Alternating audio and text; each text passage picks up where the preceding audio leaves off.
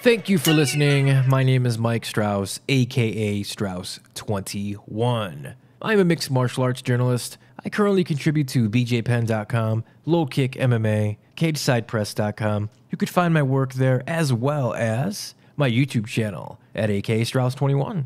And of course, the Did You See That Shit Mixed Martial Arts podcast that you are listening to right now.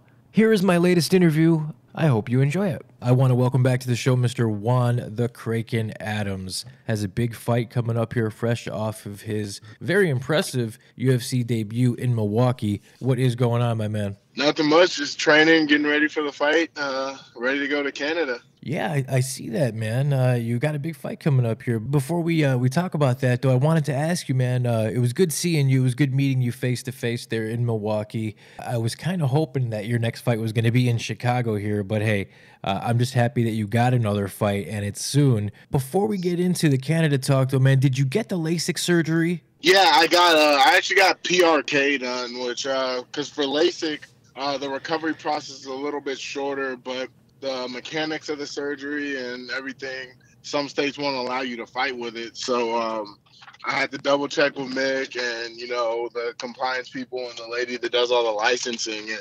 PRK allows you to fight everywhere. So I got PRK done. And it's a little bit more invasive of a surgery, a little bit longer of a recovery time sometimes, but you can still get hit afterwards. So that's what I needed. That's what I got done.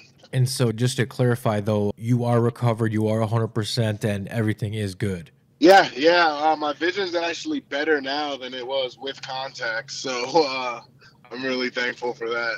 Yeah, that's awesome, man. I remember talking to you after the fight. I think you surprised a lot of us because before the fight, you didn't utter one word about it, and I respect that about you because you didn't want to draw any attention to it until after the fact. So, big props there, man, and I'm glad that you finally got that taken care of. So here you are, man. You made your debut in December in Milwaukee. You're back at it, UFC+8, May 4th in Ottawa, Ontario, Canada. You're going to be fighting Arjun Buller. I think this is a pretty significant step up in competition, man. How did this fight come together for you? Honestly, I've been begging for a fight since January, like right after the surgery. 2 weeks later, I was cleared to start sparring and stuff again. So, I texted Nick, I texted the manager. We really wanted to fight Greg Hardy. We really wanted to fight, the winner of him versus Crowder or the loser of him versus Crowder. We didn't care. I just wanted a fight, and I said multiple times, I'm fine fighting the entire roster like in reverse order if that's what it takes. I'm not concerned about a championship right now. I'm not concerned about rankings. I want to fight everyone, So I want to fight every 3 months, and that's what I'm trying to do because the more active I am, the easier it is for me to stay on weight and maintain weight. Naturally walking around, if, in working out just twice a week, I'll get to 305, 310. It takes a real effort for me to even stay at 295. And then from there, like about 6 weeks out, I get down to about 285 and try and maintain that for a few weeks. And then we start our water cut from 282. So it's a process and it's a real science behind me making weight. And that's why I was really active, asking for a fight. They kept saying nobody was available. And my manager just asked me, like, are you okay with fighting Arjun Buller? And I said, yeah, sure. I've told you already, I'm fine with fighting anyone. So he went to Mick. Mick said they were waiting to hear back from his people. It took them 2 days to get back to him. And, as soon as they sent, I posted it on Twitter too. As soon as they sent me the contract, I have DocuSign on my phone.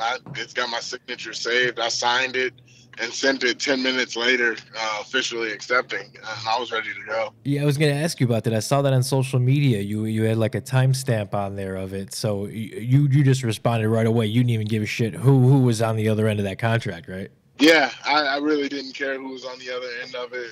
And I've said that before, I'm not concerned about records. I'm not concerned about all-time rankings or anything like that. I'm here in the moment, and this is my job. And the thing is, I want to work.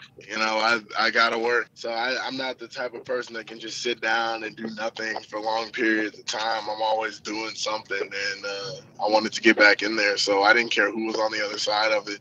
I was signing in. I was ready to go. Come on, you and I both know that Greg Hardy doesn't want that smoke, right? Not at this point in Yeah. his career.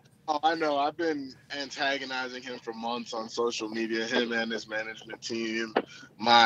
People close to me are antagonizing him now, and it's gotten pretty funny. So maybe after this fight, I'll walk around Canada in a dress or something, make sure he's maybe that'll make him want to man up and fight me. I don't know. Maybe if I dress like a chick, he'll want to do it. So Maybe he'll want to hit on you then. Yeah, right. That's hilarious. But I wanted to ask you, man, because anybody that knows you knows that you're a super likable guy. You're hilarious. You're one of the best followers on social media. This doesn't come as a surprise to guys that know you, but does it even surprise you that you went from the first fight of the night in Milwaukee to now you're right on the main card? No, it really doesn't surprise me. I honestly don't. I didn't even know they had released the full card yet, so I was expecting to be, either probably closing out one of the preliminary cards or maybe being on the main card. It doesn't matter where I am at on the card because there's perks to fighting everywhere. Last time being the first fight of the night on a prelim card, I was done early. I was ready to go. Gave me a little bit more time to really revel in it the rest of the night and really enjoy the other fights. Being later on the card, obviously you got more time to get your nerves out of the way and all that. But wherever it is on the, I fought everywhere on the card in my short amateur and short pro career thus far. I've gone from opening shows up to closing shows out. It doesn't matter where I'm at. I'm always going to deliver. So.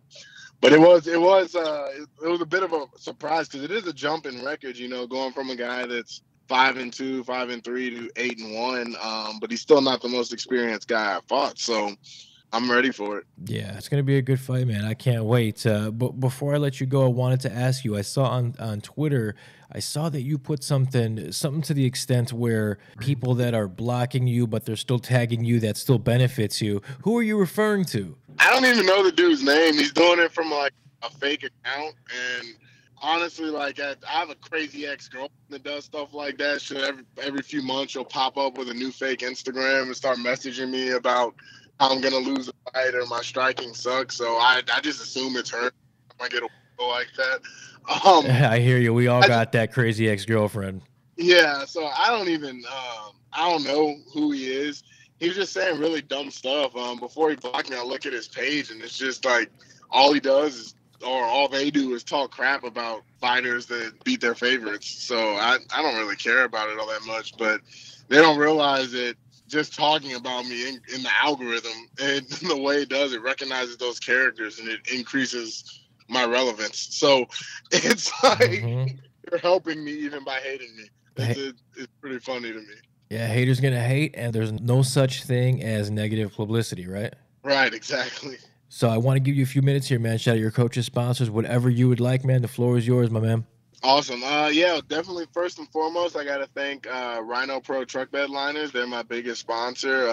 Signed me right after Contender Series, and they've been nothing but helpful. They're about to release a line, their own Kraken line of clothing, which is pretty dope. That is pretty awesome. Also, yeah, one of my first sponsors, Jet Hot Premium Coatings. They've been great to me and continue to be great. They make great products as well. Then there's FlemingAttorneys.com. They're, Houston's premier personal injury attorneys.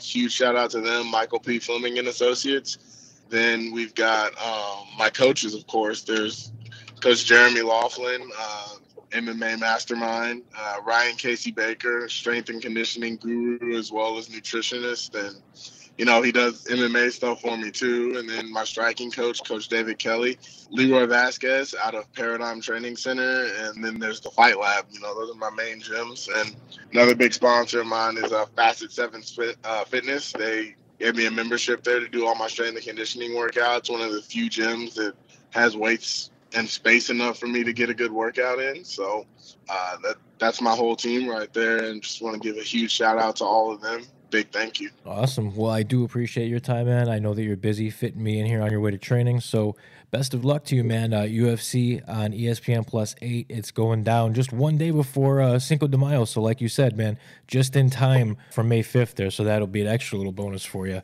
Thank you so much.